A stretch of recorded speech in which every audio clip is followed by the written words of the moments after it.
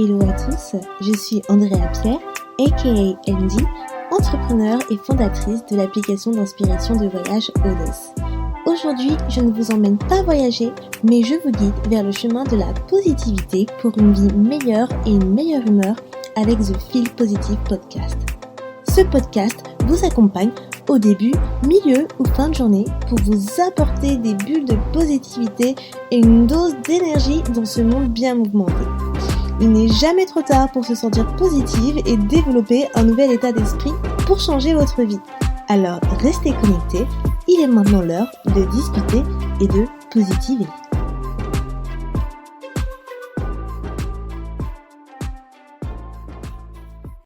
Hello tout le monde, j'espère que vous allez bien. Aujourd'hui, je vous fais un épisode sur la positivité et la santé. Donc, on avait vu dans le deuxième épisode, en première partie, comment être positive améliore ton style de vie. Donc là, on va voir comment ça améliore ta santé. Donc, je m'excuse d'avance parce que je ne sais pas si vous allez entendre la tempête derrière moi, mais il y a une tempête à Londres. Enfin, vous allez peut-être entendre des bruits de pluie, de vitres se claquer, tout ça, mais peu importe où je vais chez moi, il y aurait ce bruit de tempête. Mais je déconne vraiment pas. Et en fait, il y a deux tempêtes en Angleterre. Et du coup, là, aujourd'hui, c'est la tempête à Londres. Enfin, la tempête n'en est pas arrivée à Londres, mais tout de même, enfin, le temps, il est vraiment, vraiment désagréable. Donc je m'excuse d'avance si vous entendez du coup des mauvais bruits de fond. C'est la tempête qui est derrière moi. Voilà. Donc du coup, on va parler de la positivité et la santé aujourd'hui. Et en parlant de santé, au jour où je fais cet épisode, je suis blessée à la main droite. Donc bon, je dis blessée, mais j'abuse un petit peu, mais je ne peux pas utiliser ma main droite. Alors, je ne vous dis pas comment j'étais dans un état, mais un état misérable le week-end dernier, car ma main était gonflée, mais comme un ballon. Et franchement, j'étais vraiment dans un état misérable. Et si je vous dis ça, c'est parce que c'était vraiment misérable, hein. Donc je me faisais des films dans ma tête, et au final, à la fin, heureusement, j'ai toujours ma conscience positive qui me dit: «Mais Andy, tu te fais des films pour rien. Tu ne sais même pas ce que tu as, donc arrête!» Et c'est vrai, au final, c'était plus de peur que de mal. Dieu merci, j'ai encore ma main, même si j'ai du mal à l'utiliser maintenant, ça va passer. Donc qui dit que je ne peux pas utiliser ma main? Bah, je vais utiliser ma voix pour vous faire un épisode. Du coup, aujourd'hui, on va parler de comment rester dans un état positif et comment ça améliore ta santé. Lorsque je parle de santé, on va parler de la santé mentale et physique. Si vous écoutez le podcast depuis un moment, vous avez donc compris que les pensées positives vous permettent d'aborder la vie plus sereinement et ça améliore aussi votre style de vie, votre bien-être. Et au contraire, trop de pensées négatives apportent plus d'anxiété, de stress, d'angoisse, parfois même des états de dépression. Et tout cela touche en fait à la santé mentale. Lorsque votre humeur est down, vous n'avez plus envie de rien faire en fait. Ça va impacter votre esprit. Et quand vous n'êtes pas bien, vous avez tout plein d'émotions qui viennent à vous.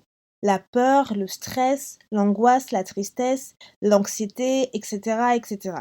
On vit des situations dans notre quotidien qui vont engendrer du coup ces émotions, et ces émotions sont un impact sur notre santé mentale. Alors attention, le but n'est pas de refouler ces émotions. Il est vraiment important de comprendre cela parce que les émotions sont importantes et il faut apprendre à les reconnaître. Certes, des émotions désagréables et pensées négatives vont mener à une mauvaise santé physique et mentale. Mais en aucun cas, il faut les éviter et faire croire qu'il n'y a pas de problème alors que le problème est bien réel. Il est vraiment important de reconnaître quand quelque chose ne va pas et d'extérioriser et ne pas tout garder en soi. Sinon, ça s'appelle de la positivité toxique et ça, on en parlera quand on va parler des émotions dans un épisode dédié. À partir de là, quand tu reconnais tes émotions, tu fais un travail sur toi et tu peux par la suite penser à être plus positive. D'autant plus que réprimer tes émotions, ça va engager plus de stress, d'anxiété ou même d'angoisse. C'est pourquoi ton moral en prend un coup. Par exemple, si tu es triste, mais tu refoules cette tristesse et tu fais genre que tout est ok. Au final, est-ce que tu vas te sentir bien? Non, tu vas ressentir encore plus de tristesse et être malheureuse parce que tu refoules ton émotion. Faut prendre conscience de celle-ci pour aller bien.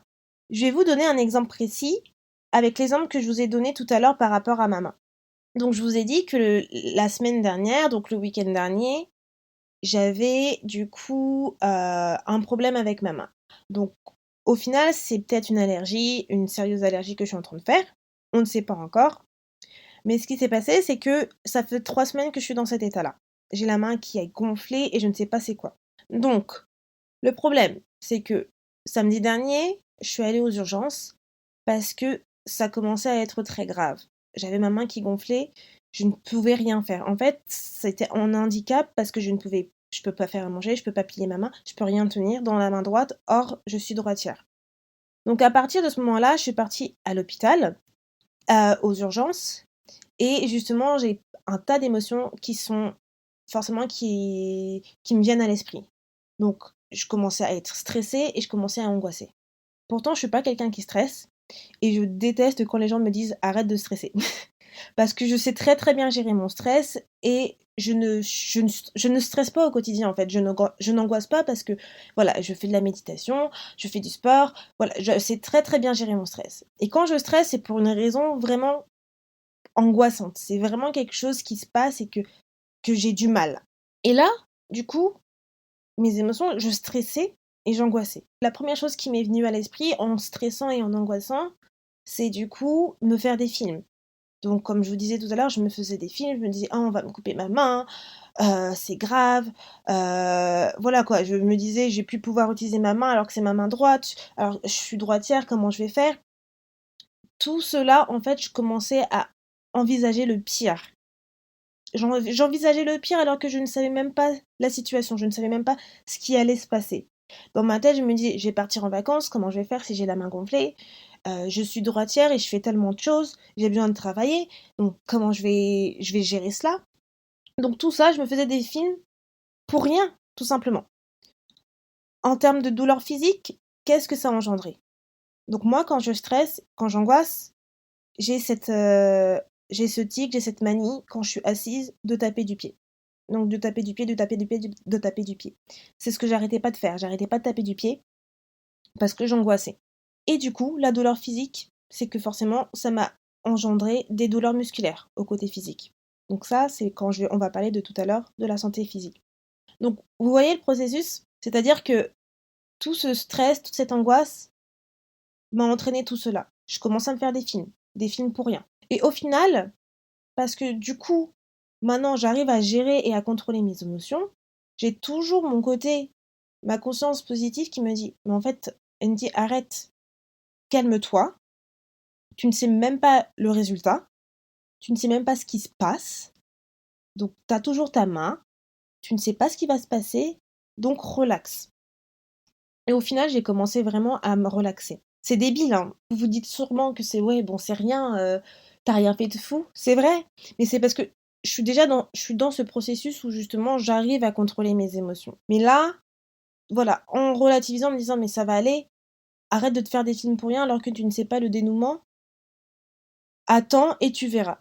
Ça m'a permis déjà de me calmer et de pouvoir contrôler mes émotions de stress et d'angoisse. Et au final, plus de peur que de mal. Heu, voilà, on m'a fait une radio, tout ça, tout va bien, simplement peut-être une sérieuse allergie, mais voilà, vaut mieux une allergie que quelque chose de grave qu'on aurait pu découvrir lors de la radio. Donc tout ça pour vous dire comment vous comment en fait vos émotions peut entraîner un état gravissime. C'est-à-dire vous vous mettez dans un état pas possible, or vous ne savez même pas les dénouements. Donc là, dans mon exemple, vous voyez comment ça s'est passé. Donc du coup, voilà comment le processus fonctionne. C'est pas un super, super exemple, ce que je vous ai dit parce que l'émotion que j'ai ressentie n'était pas extrêmement forte, mais c'est pour vous donner une idée. Vous arrivez au stade où vos émotions ne doivent plus prendre le dessus, vous devez donc les analyser et les reconnaître, puis les accepter. Cela va être plus facile en fait pour après passer à un état d'esprit positif. En fonction de ce que vous ressentez, ça peut prendre du temps et ça prendra le temps qu'il faudra. Le but, c'est d'aller mieux et d'ensuite passer au positif. En fait, il ne faut pas rester dans ce tourbillon de pensées négatives. La mental health, c'est super important. Et on n'en parle pas assez, mais beaucoup de personnes en souffrent car elles sont coincées dans un état dépressif avec des pensées négatives, même meurtrières. Et quand cela est incontrôlable, il faut aller consulter. Et consulter, ce n'est pas une faiblesse. Au contraire, c'est de faire preuve de maturité et d'accepter que quelque chose ne va pas. Donc pour améliorer votre santé mentale, il faut d'abord accepter les émotions, ne pas les refouler, les reconnaître. Ensuite, analysez-les. On verra cela dans l'épisode dédié en détail, du coup l'épisode des émotions. Et dès que ces deux étapes sont faites, vous devez cultiver votre optimiste. L'auteur Martin Seligman dit dans son livre best-seller Learn Optimism, et je cite, chaque fois que vous êtes déprimé, anxieux ou en colère, réfléchissez à votre monologue intérieur. Parfois, vous constaterez que vos croyances sont fondées. Dans ce cas, songez à des façons d'apporter des changements et d'empêcher les problèmes de virer à la catastrophe. Cela dit, la plupart du temps, il s'agit de distorsions de la réalité. Contestez-les. Ne laissez pas ces pensées contrôler votre vie émotionnelle. Fin de la citation. Entre autres, dès que vous arrivez à analyser vos émotions, il sera plus simple pour vous de contrôler vos pensées négatives, car vous comprendrez le processus et vous ne voudriez pas que vos pensées vous mènent encore plus bas que ce que vous êtes en ce moment. Donc, pour faire en sorte de garder une santé mentale saine et cultiver votre optimisme, il est important de vous entourer de bonnes choses. C'est-à-dire, si vous êtes dans un bad mood ou que vous êtes du genre stressé, évitez de vous entourer de personnes grincheuses. Évitez de vous entourer de personnes qui vont augmenter votre stress. Et au contraire, entourez-vous de personnes qui sont de bonne humeur et qui vous font sourire. Regardez des choses qui vont vous faire sourire et qui ne vont pas accentuer votre émotion et vous déprimer. On ne peut pas parler de santé mentale sans aborder la santé physique, car tout est lié. Non seulement les pensées positives améliorent notre style de vie et le bien-être, mais elles ont aussi un effet sur notre santé physique. Il y a de plus en plus d'études qui montrent qu'il existe un vrai lien entre avoir une attitude positive et la santé. Donc vous avez des chercheurs de l'université d'Harvard, donc comme d'habitude Harvard, qui vont démontrer que les pensées positives peuvent aider les gens à vivre plus longtemps et être en meilleure santé. Également, vous avez une autre étude qui a montré que les personnes positives se rétablissent plus rapidement d'une maladie physique d'origine traumatique que les autres. Et ça, je suis sûre que vous avez déjà entendu des histoires comme ça de personnes qui avaient un trauma et qui ont réussi à s'en sortir super rapidement. Et c'est parce qu'elles ont gardé leur optimisme. Et on dit toujours que c'est des histoires extraordinaires, mais en fait, c'est des histoires extraordinaires. Pourquoi? Mais tout simplement parce qu'en fait, elles avaient le mental d'être positif. Donc, je suis sûre que ça c'est quelque chose que vous avez déjà entendu. Donc, au final, tout cela fait sens. On sait bien que du stress, de l'anxiété, de la pression augmentent les maladies cardiaques et les AVC. Ça, ce n'est pas nouveau et il suffit que vous allez chez le médecin pour qu'il nous dise de ne pas stresser pour éviter par exemple d'augmenter notre tension. Qu'est-ce qui va engendrer tout cela? Bien évidemment, les pensées négatives et une vie peu saine aussi. Mis à part les problèmes réels médicaux, on est d'accord. Et les pensées négatives ont aussi des effets physiques indésirables. Donc par exemple, si vous êtes pessimiste et inquiet, vous pouvez avoir des troubles du sommeil, être fatigué, des maux de tête, des tensions et des douleurs musculaires que vous ne savez même pas pourquoi, des excès de nourriture. N'oubliez pas que votre esprit contrôle votre corps. Donc vos pensées se répercutent sur votre corps et du coup, pas positivement puisque ce sont des pensées négatives. Si vous stressez, votre corps va enregistrer cette information. Le plus souvent, les personnes stressées, elles vont se pencher sur la nourriture. Donc imaginez être stressé au quotidien. Vous allez manger, donc vous allez grossir. Et ça, ce sont des automatismes à changer pour votre bien-être. En revanche, si vous aspirez à une vie plus sereine et plus saine, vos pensées seront dirigées par cela. Il est donc important de comprendre ce processus car tout est lié. Le corps humain et l'esprit, c'est vraiment fascinant et tout est bien fait. Une pensée a un effet sur tout le reste, réellement.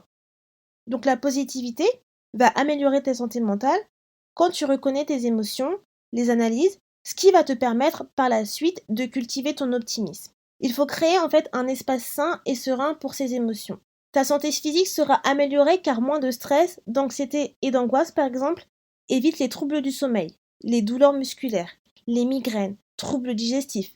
Et cela te permet de favoriser une meilleure alimentation. Si vous avez écouté cet épisode jusqu'à la fin, ne ratez pas l'épisode que je ferai sur les émotions, qui est en lien avec celui-ci et où on va creuser deep down sur l'importance des émotions, la gestion de celles-ci et plus encore. Je vous souhaite une excellente journée ou soirée et à bientôt. Merci beaucoup de ton écoute et d'être resté avec moi jusqu'au bout. Si à la fin de cet épisode tu sens ton humeur changer et tu te sens un petit peu plus boosté, n'hésite pas à me laisser un avis, ça me fera toujours plaisir et j'apprécierai de les lire dans le prochain épisode. À bientôt, positivement, Andy.